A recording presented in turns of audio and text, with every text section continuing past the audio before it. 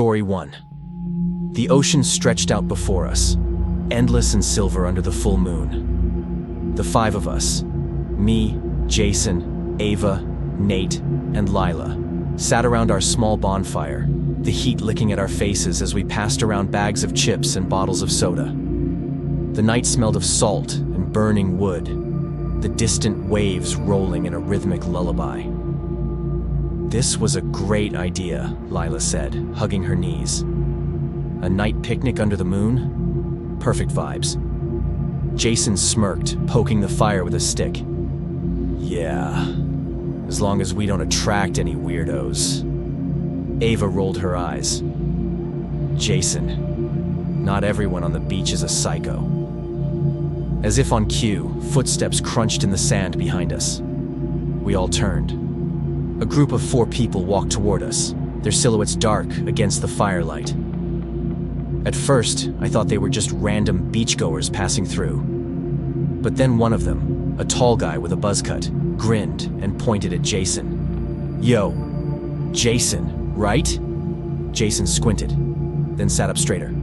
"Wait, Nick?" The guy laughed. "Dude, yeah. We went to Westbrook High. Graduated in 2022.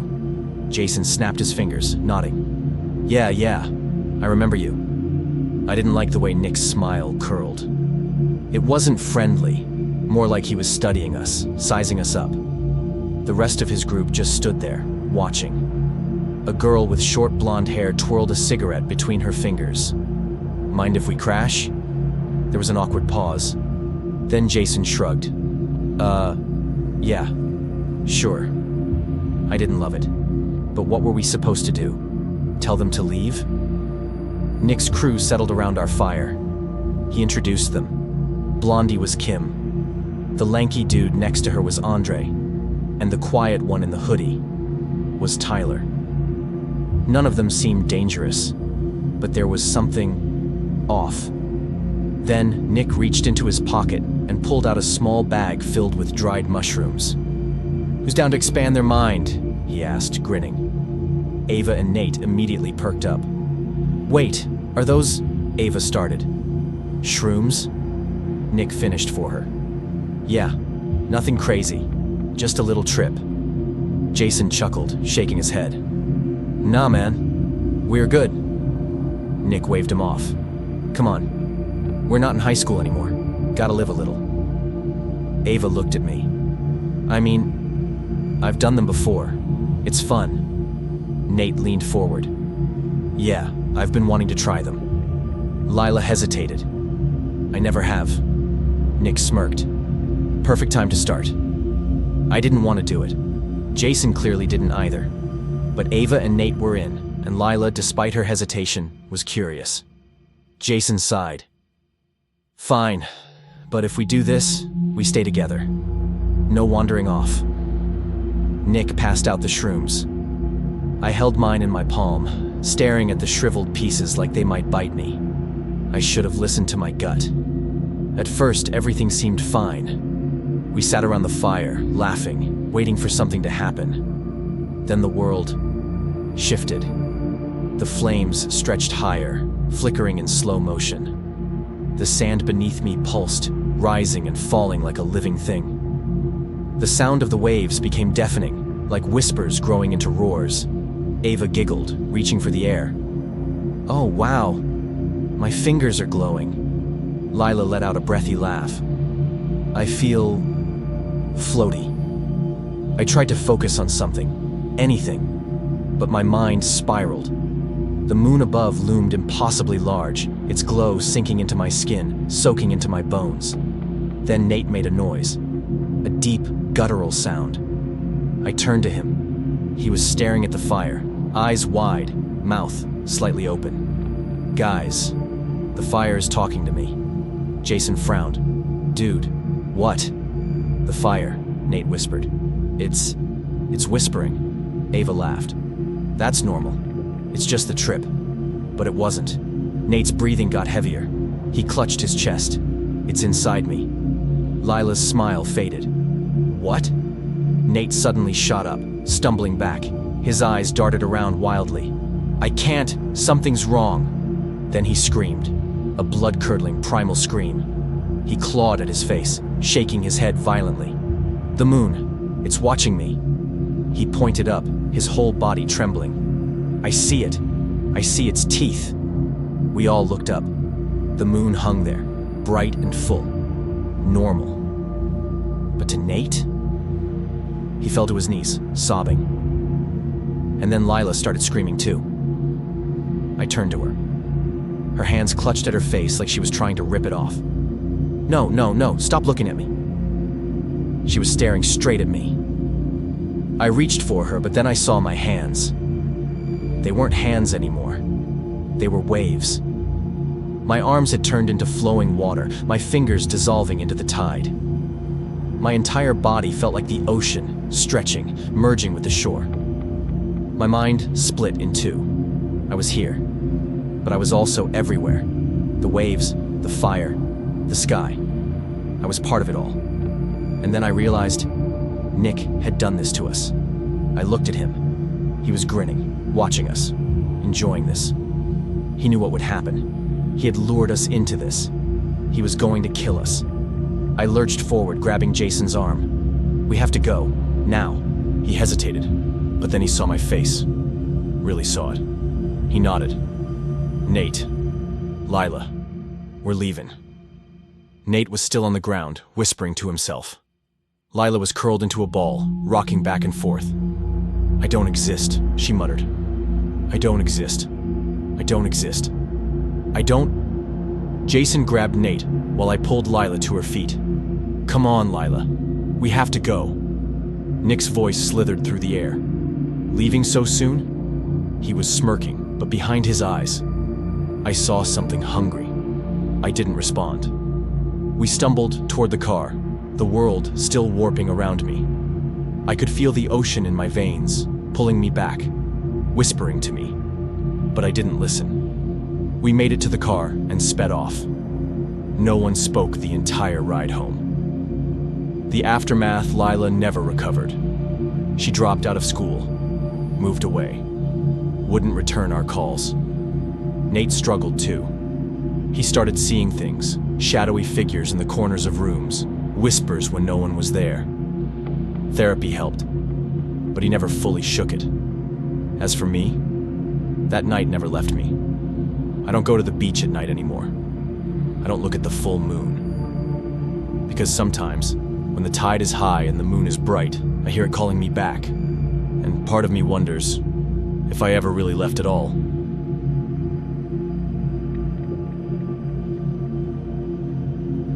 Story 2. It was late spring, early 2000s, my senior year of high school. For almost a year now, Luke and I had come to this spot every weekend. It was our place, a secluded cliffside off the highway, just far enough out of town that no one else ever bothered to drive up. We'd park at the edge, sit on the hood, and watch the sunset, talk about everything. I loved him. I really did. But lately, something had changed. The closer we got to graduation, the more he drank. At first, it was just at parties, a few beers with friends. Then it was before school, hidden in water bottles. Now, it was always. And when he drank, he wasn't the same Luke I fell in love with. He never hit me, never hurt me. But his temper had started to boil over in ways that scared me. Tonight, I should have said no. But I didn't. The cliffside. The car rumbled beneath us as we sat on the hood, staring at the moonlit waves. The sun had long since disappeared, leaving only the glow of the full moon hanging above us, painting the ocean silver. Luke was already on his second bottle of Jack. "You're quiet tonight," he said, his voice thick with liquor. I forced a small smile. "Just thinking." "About what?" I hesitated. "Graduation. What comes next?" He scoffed, taking another swig.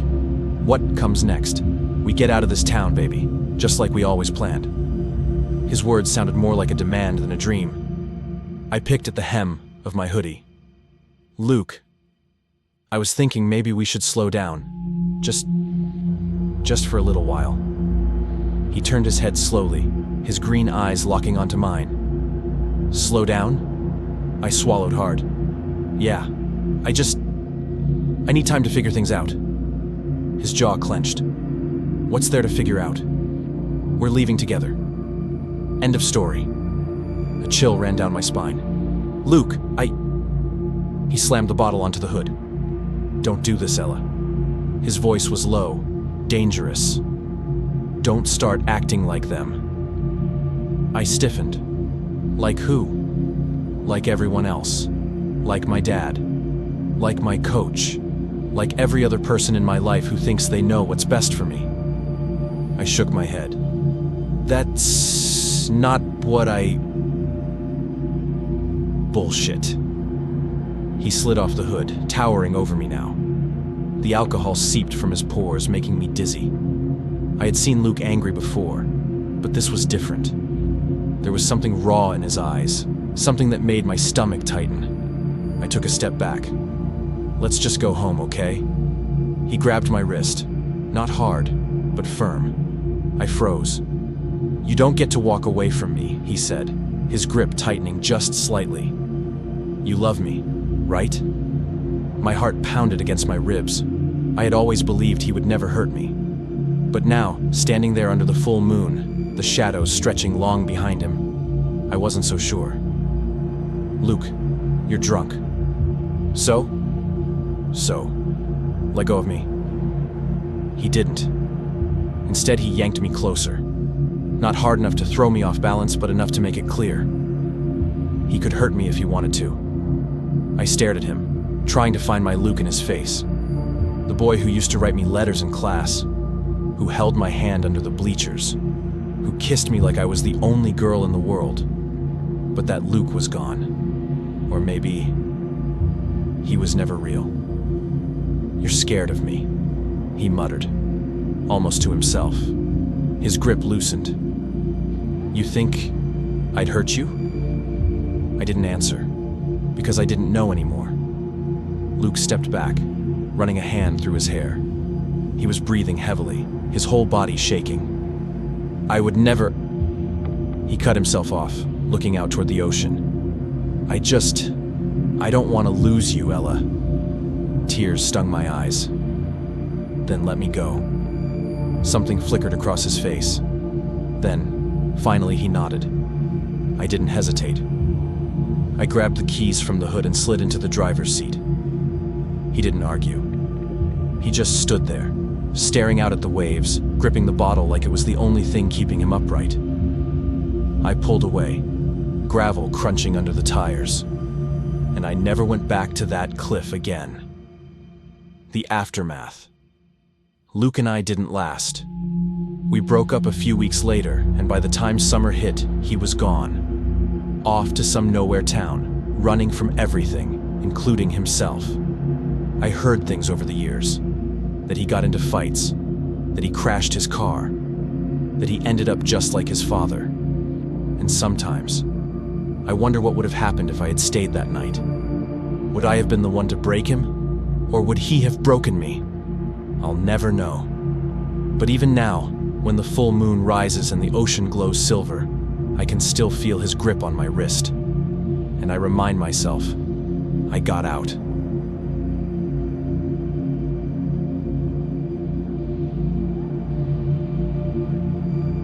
Story 3. It was my first official night on patrol, riding shotgun with Officer Daniels, a seasoned cop who had been on the force longer than I'd been alive.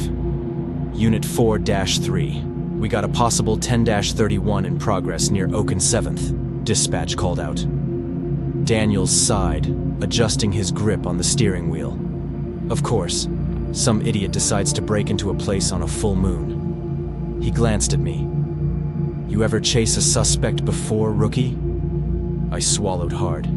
Not outside the academy. Daniels smirked. Well, welcome to the real world. Buckle up. The engine roared as we sped toward the scene. We pulled up to an old bookstore, its neon closed sign flickering above the glass door, which had been shattered. Shards sparkled on the sidewalk, and inside, Books lay scattered across the floor like someone had searched for something specific. I clicked on my flashlight, scanning the interior through the broken window. This wasn't a smash and grab, I muttered. Who breaks into a bookstore at midnight? Daniels unholstered his gun. Somebody who isn't after cash. Come on. We stepped inside, the air thick with the scent of old paper and dust. It was dead silent. No alarms, no footsteps. Just the faint rustling of pages moving in the breeze from the broken window. "Dispatch, we're at the scene. No sign of the suspect," Daniel said into his radio. As I stepped further in, I caught movement in the back, a shadow slipping through the rear exit. "There!" I yelled, breaking into a sprint. Daniels cursed behind me as we pushed through the door into a dark alley. The suspect was already halfway down, his figure blending into the night. "Police! Stop!" I shouted. He didn't. Instead, he veered left, cutting into a side street. We followed, my boots pounding against the pavement, my lungs burning as the chase intensified. Daniels huffed beside me. "Damn, this guy's fast." I pushed forward, adrenaline kicking in. The suspect darted through a gap between buildings, slipping into a narrow corridor that led to a fenced-off yard. Trapped, or so I thought. By the time I turned the corner, he was gone. "What the hell?" I muttered, scanning the area. The fence was too high to climb in seconds. There was no sign of movement, no sound, just eerie stillness under the glow of the full moon. Daniels joined me, catching his breath. "How the hell did he—" A trash can clattered to our right. We whipped around, but no one was there. Then the radio crackled. "Unit 4-3. Be advised. We have reports of a suspicious individual near Pine and 10th. Possibly the same suspect." Daniels frowned. "That's 3 blocks away. No way he got there that fast." I felt a chill run down my spine. "Unless he's playing with us." Daniels nodded. "Then let's not let him win." We jumped back in the squad car, speeding toward Pine and 10th. The location was an old construction site, half-built scaffolding stretching into the sky like skeletal remains. I stepped out, scanning the area. It was too quiet. Daniels motioned toward a stack of concrete blocks. "We flush him out. You take the left." I nodded and moved toward the shadows. My fingers hovered near my holster as I crept forward, listening for anything. Breathing. Footsteps. Movement. Then rustling. I spun around just as a figure bolted from behind the scaffolding. I lunged, tackling him to the ground. He thrashed, trying to slip away, but I locked my grip around his arms. "Got him!" Daniels rushed over, securing the cuffs as I held him down. The suspect, mid-30s, scruffy beard, wild eyes, grinned up at me, breathing hard. "Took you long enough." Daniels yanked him up. "Who the hell are you? And what were you looking for in that bookstore?" The man chuckled. "You wouldn't believe me if I told you." I met Daniel's gaze.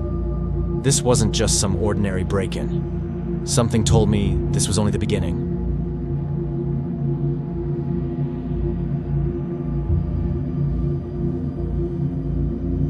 Story 4. I had lived on this farm for 20 years, and in all that time, I had never seen my animals act the way they did on the night of the full moon. It started with the horses. I was sitting on the porch after dinner, enjoying the cool night air, when I heard them, snorting, pawing at the dirt, restless in their stalls. They weren't the type to spook easily, but something had them rattled. The full moon hung high over the fields, bathing everything in silver light, and the woods that bordered my land stood dark and silent. Too silent. I grabbed my shotgun and headed toward the barn. The moment I stepped inside, the smell hit me. Something foul, like wet fur and rotting meat. My horses shifted nervously in their stalls, their eyes rolling white. I ran my hand down Daisy's neck, feeling the sweat slick against her coat. "What's got you all worked up, girl?" I muttered. Then, from outside, I heard it. A low, guttural growl. I turned toward the open barn doors, the moonlight stretching long shadows across the dirt. The night was still. but I could feel something out there, watching. Then, my cows started screaming. I didn't even think, just ran. By the time I reached the pasture, the cows were in a frenzy, their hooves kicking up dirt as they tried to flee toward the fence. But something big was among them, a dark shape moving fast. I raised my shotgun, my heart hammering. Hey! The thing froze. For a second, all I could see was the outline. Long limbs, hunched back, fur darker than the night itself. Then, it turned its head. Eyes like burning embers locked onto me, and my breath caught in my throat. It wasn't a wolf, and it sure as hell wasn't a coyote. This thing was wrong. Then, it moved. With a sickening snap, it lunged at one of my cows, taking the animal down in an instant. The poor thing let out a horrible gurgling sound as the beast ripped into it. I fired.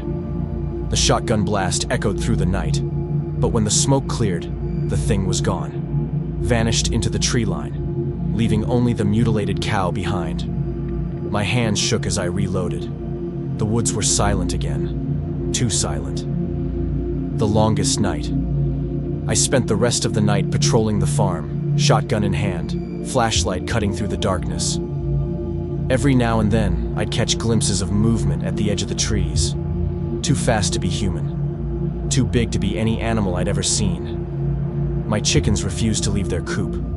My pigs pressed themselves against the far wall of their pen, eyes wide with terror.